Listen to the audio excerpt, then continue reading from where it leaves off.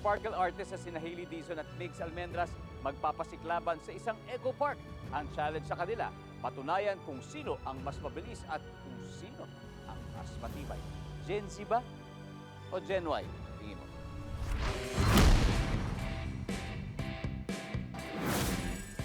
Dalawa sila sa Rising Sparkle Stars ng Kapuso Network.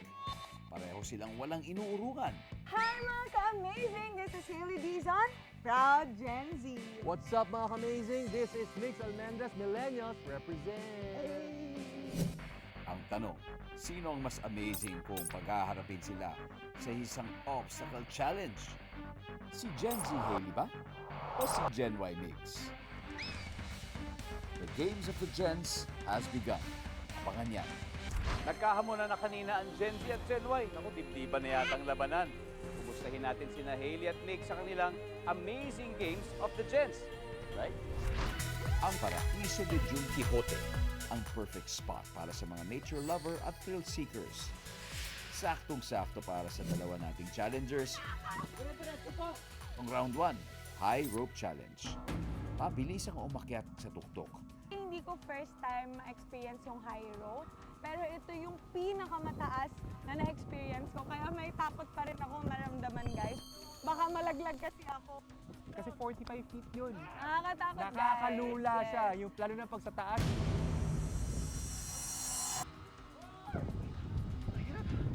Ang hirap dito. Nakakangalay siya.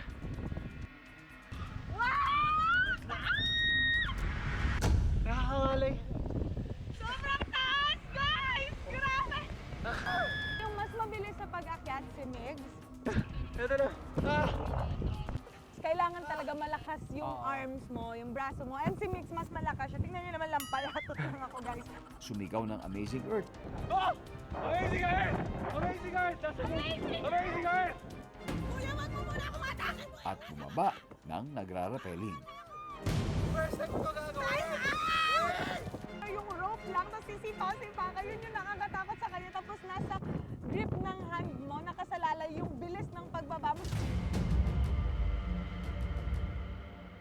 Ang dami mo kasi iniisip yung kamay, yung footwork mo, tapos yung pakiramdam na, oh, baka magdire-diretso ako pababa.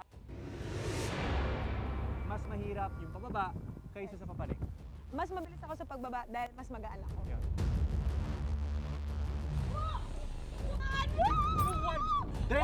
Diretso to! Diretso to! 1 down, 2 to go. Round 2, the zip bike race. Pagdating naman sa bike, kasi kailangan talaga mas matigas yung pagpadyak mo, mas may strength, para mula gitna, umabot ka sa dulo. Kapag tumingin ka na sa baba, medyo madidistract ka na, malulula ka na. Baba! Ay! Mataas! Mataas siya! Kasi guys, bato-bato yung nasa baba, Bato-bato, tsaka guys. bangin talaga siya. Ang technique talagang titingin sa... Diretso. Diretso lang tingin, diretso lang. Ako nagandahan ako sa view, hinayaan ko na lang si Migs. Ako sa bike, ako nauna. Amazing guys! Amazing guys! Amazing guys! Okay, nauna ako Hailey. Tara, tagilin natin to, tagilin natin to. Dapat yung technique talaga diretso lang yung tingin. Woo! Last round na, round 3, Skywalk Bridge Crossing. Aunahan sila makarating sa gitna kung saan naroon ang last floor kung saan magtatapos ang race.